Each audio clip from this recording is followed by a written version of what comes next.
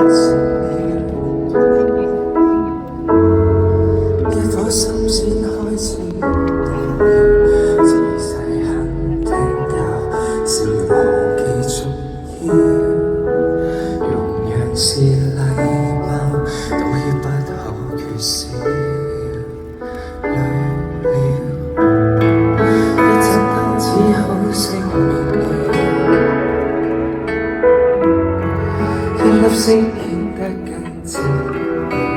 難道我寧願他人可，最後連想講出感覺亦太無聊，存在亦變得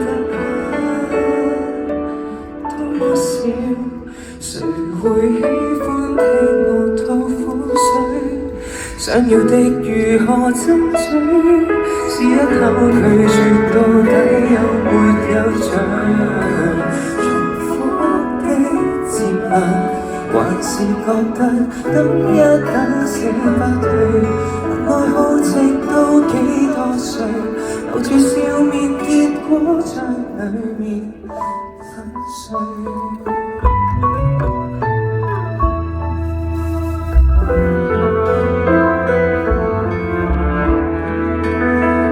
再怪原生家庭滿得很，我未能圈出界線，可怎麼不忿？何時亦太傷心，太傷感。誰會喜歡聽我吐苦水？想要的如何爭取？是一口拒絕到底有沒有罪？重複回頭又覺得不說更加乾脆，但愛看直到多麼氣餒，留住笑面，偏偏一世沒天衰。為何而留住身邊的人，我見到懷疑着人生，徘徊在世上有什麼可興奮？當我看着遠方那麼灰暗，但是全是內疚感，不吸引。還有一種感覺更空虛，來到這種感覺太唏噓。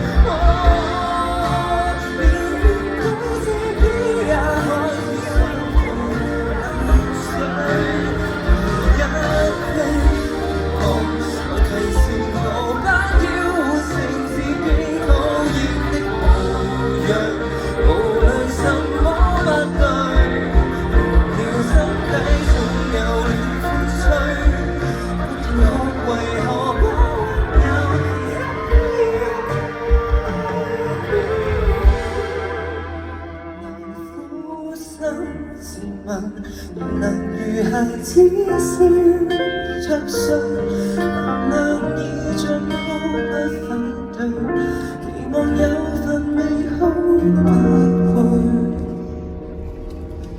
失去。